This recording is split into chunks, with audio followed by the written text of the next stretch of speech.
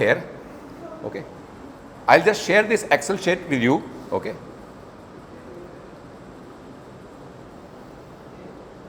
so what I'm doing is I'm just sharing this Excel sheet with you. All of you should have your laptops with you all the time. क्या नाम है?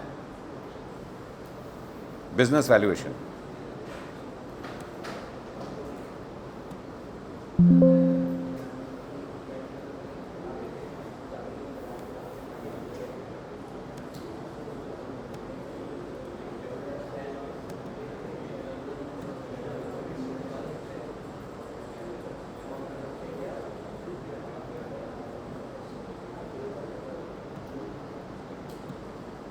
So I have shared the file with you all.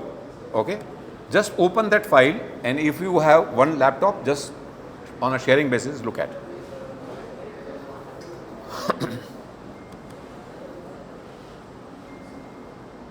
So next time I should see laptop in front of every student. Otherwise, he'll get a red flag, and class participation marks will go down. Okay, fine. Apply. Good. Yashika. Okay. Now, what we do is that I keep a cursor here, and you can also keep if you want. Then calculate the formula. Calculate the net present value, NPV. Okay. Go to the formula, search for NPV, you will get NPV. Okay. So look at this first. Ria, just look at this, and then you can do it for yourself. Okay. So now what I do is I pick up the rate. I pick up the rate as 25% for company which is owned by Ansh. And then I pick up the values, all these values, okay? Because the values are same, okay? And then I press OK. इसमें क्या था?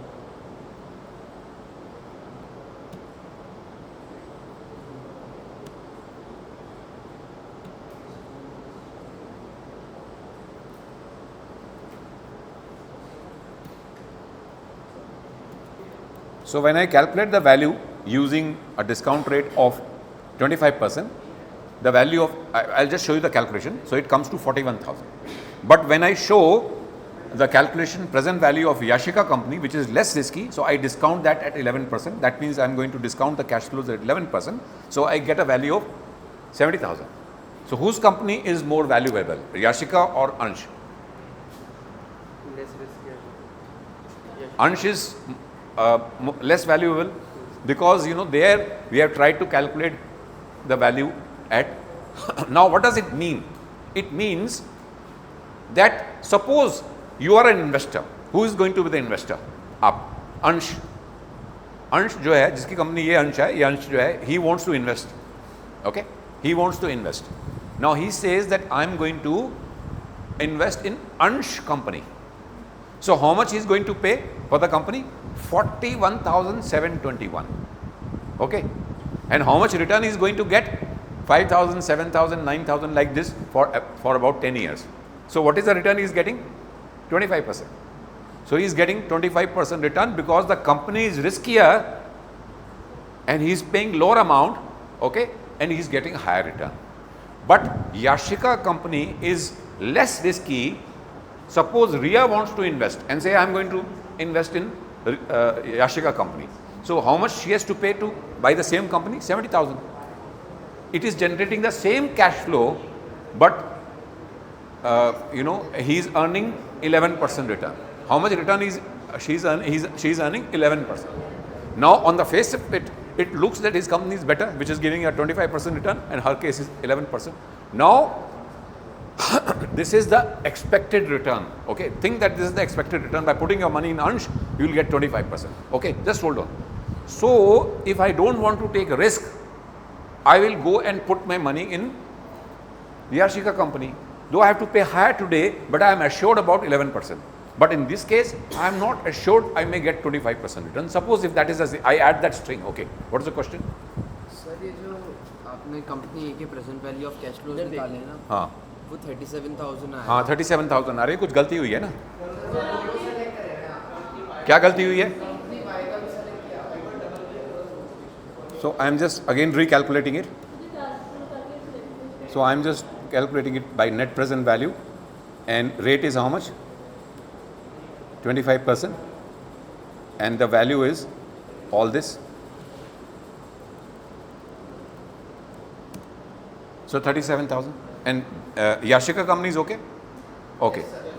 So the riskier the company, the discounting rate has to go up. Okay. Now the discounting rate is basically can be looked from two ways. It is the return what investors are going to get. It is what?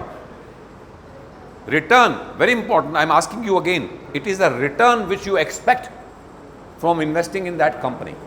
It is what? It is what? That is your return. That is your return. Okay. But that is from the investor's point of view. But from the company's point of view, it is a cost of capital. Because if it is a return for someone, it becomes a cost for other. जो company है उसकी cost of capital है, यानी कि they have to पे 25% or 11% to the investors so that they can come and invest. So that means the expected return have two angles, head and tail. What are those? It is a return for the investors. It becomes the cost of capital for the company at the same time. Is that okay? तो ये दोनों चीज़ें जो है अलग तरह से देखी जा सकती हैं. It's a cost of capital as well as return for the investors. Is that clear? Very important. So don't forget ever. Fine. So now because we'll be using the same thing, okay, in our understanding. So estimating the discount rate, that means we need to arrive at the discount rate or the rate which we should apply for calculating the present value of the cash flows of the company. Is that clear? Okay.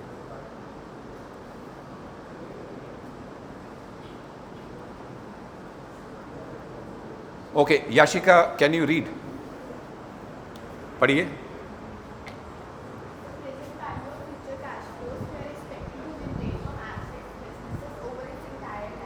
Okay, just hold on, Yashika. Please read this in your mind, everyone. Don't read. Just everyone should read. Okay.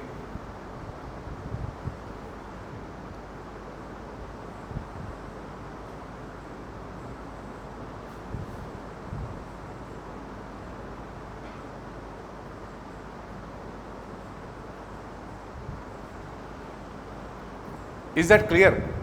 Because when we look at the stock exchange, that's the price and not the value. The value arrive by discounting the cash flows, okay? Because that's the intrinsic value. Is that clear?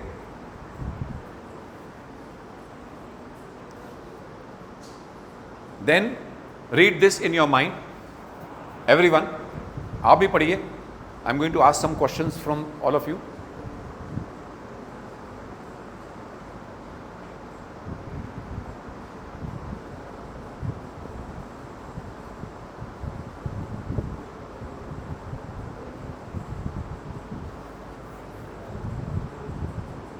So when you look at the price on the stock exchange, when you look at the price of the stock exchange, next time you're talking, you got to go out.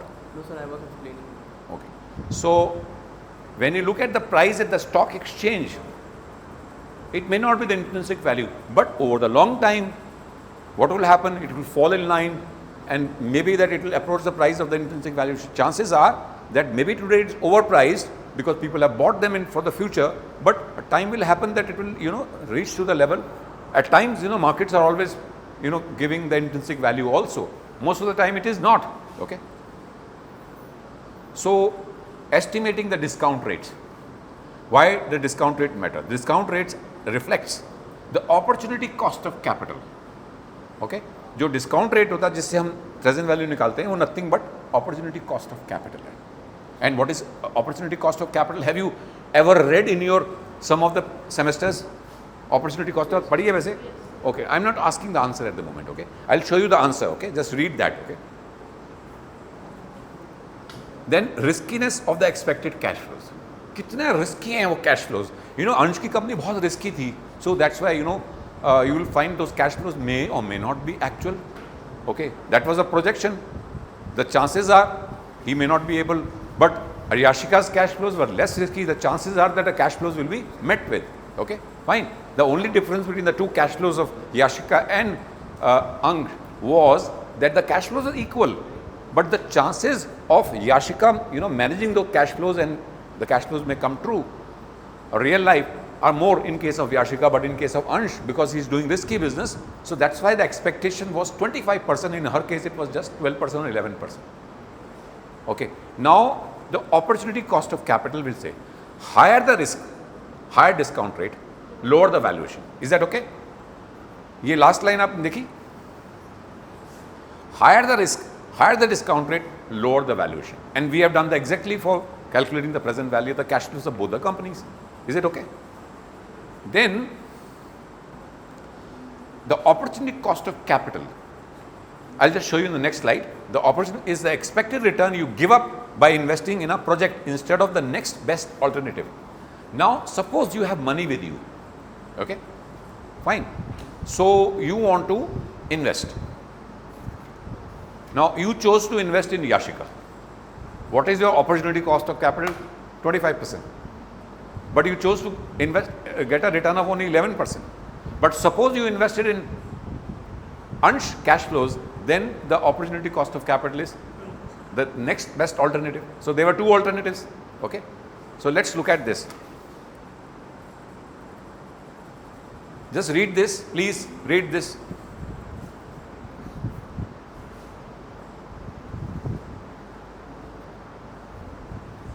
Next best alternative. Normally it should be the best alternative. Of course, the two alternatives are not, comparable, because one was risky, another was less risky. Okay.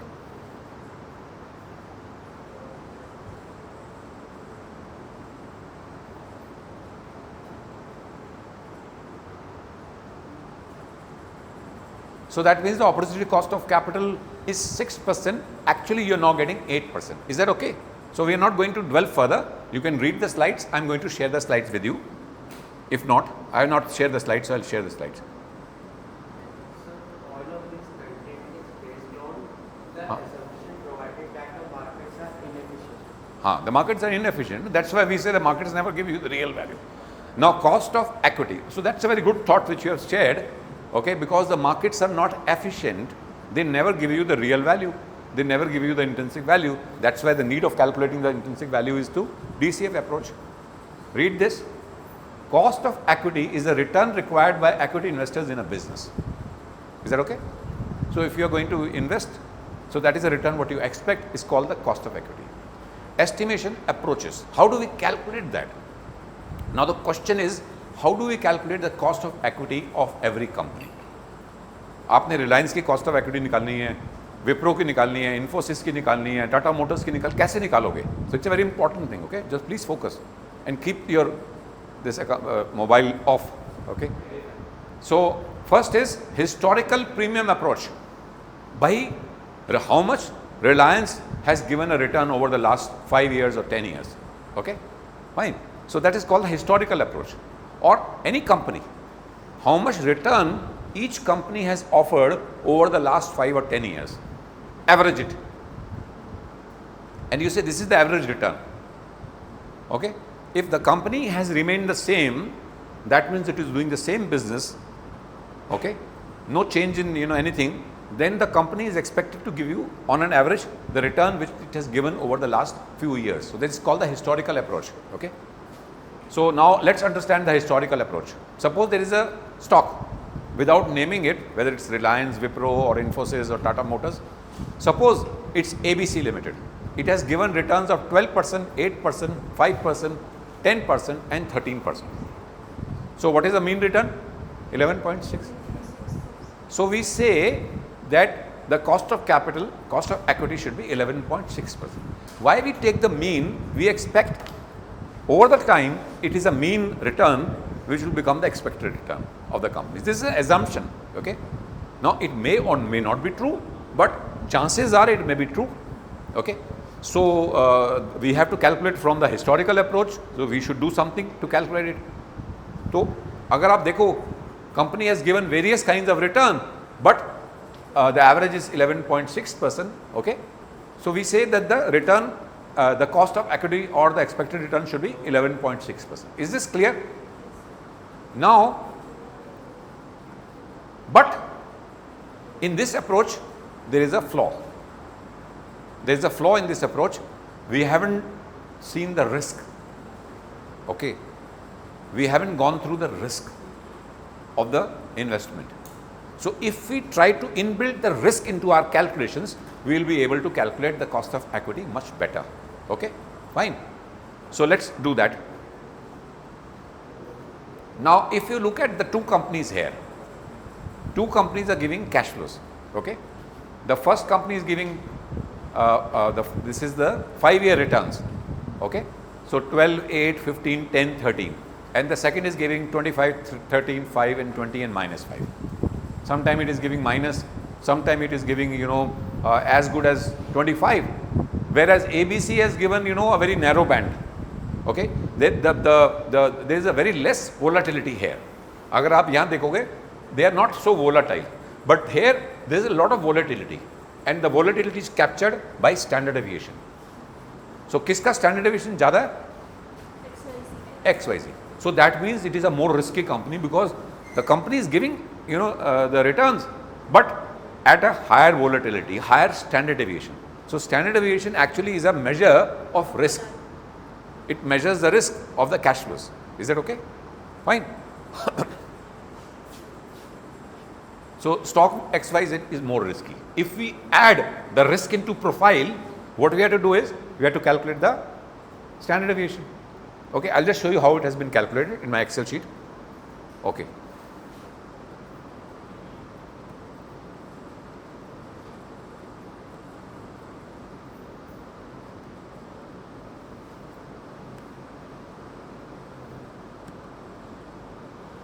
Okay, I'll just share this sheet also with you. Okay, but little later. Just have a look. Okay. हाँ वो बाद में करेंगे. Because that I am doing mutual funds in Shivnadar, so I have calculated the Sharpe ratio. Okay. Now look at these two companies. Okay. Company ABC and company XYZ. Now both are giving identical mean returns 11.6. Okay, fine. दोनों की return same है. So which company you are going to invest? अंश there. आप बताओ कौन सी company में invest करोगे, एबीसी में और XYZ? हाँ, why? Less riskier. Is that okay? दोनों कंपनी एक तरह की रिटर्न दे रही हैं, लेकिन कैश फ्लो की वोलेटिलिटी में you find the company XYZ has more risk here. Okay, so what we do is we go to the sheet number 2. Okay, and look at these two companies. Okay, now these are the two companies. Okay, so company ABC is giving 15 point and company 16.2. Now it looks that company B is better because it is giving higher return. Expected return is 16.2. Okay, but it comes with more volatility. So now you have to find out which company is better, but of course looking at the risk you will find the better is company A. But how do we do that? So what we do is we calculate another ratio, risk per unit of return. Sorry, this is return per unit of risk.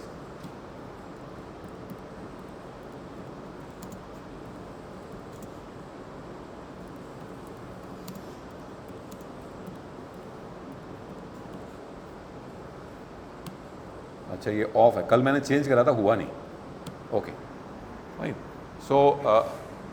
So return per unit of risk. Sorry,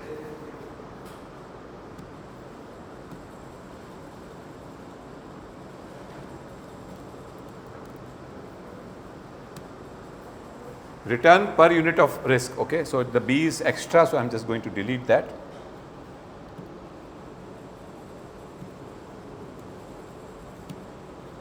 So that means how much return you are getting by taking 1 unit of risk. So how much you are getting? 2.77. Here you are getting 1%. You are getting return per unit of risk is 1. एक unit risk लेने में आपको ये return मिल रही है, यहाँ मिल रही है 2.77. So which is better? This one, more return. Okay fine. Now so there was a guy called William Sharpe who got a Nobel Prize. Okay, he got a Nobel Prize, William Sharp. Okay, so he came up with a Sharpe ratio. to analyze a mutual fund or any stock. Okay, so he said that instead of calculating this ratio, I am going to calculate the Sharpe ratio. Sharpe ratio, how it is calculated? Now, suppose you can invest your money in a fixed deposit or a government bond. There you are getting 6% return. तो आपको जो ये return मिल रही है यहाँ पर वो कितनी ज़्यादा मिल रही है? You are getting a return of 15.6. Okay, but if you have invested your money in a fixed deposit, how much you have got? 6%. So how much extra return you are getting? 15.6 minus 6 divided by the standard deviation. So we get, because the risk you are taking to get the extra return only, जो आप extra return मिल रही है उसी के लिए तो risk ले रहे हो. So now we need to calculate the Sharpe ratio to find out which is a better. So we calculate the Sharpe ratio, 2.76 and 1.0 by minusing the 6% return. Okay, just look at the formula, so you will be able to find out.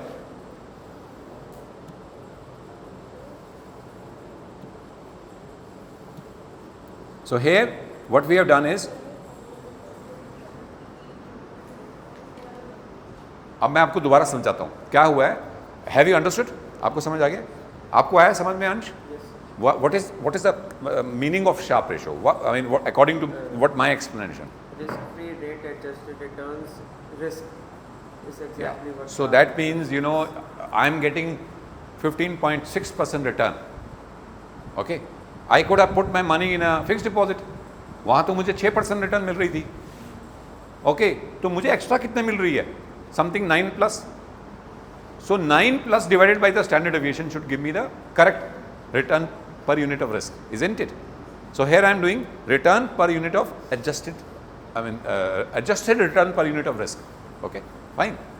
So I am adjusting my return by taking out the risk-free rate, okay, and then saying how much return I am going to get after taking the risk. And then when you divide by the standard deviation, so the Sharpe ratio becomes a better, you know, mechanism to tell you where you are getting a better return. Is that clear? Okay. Anybody who has not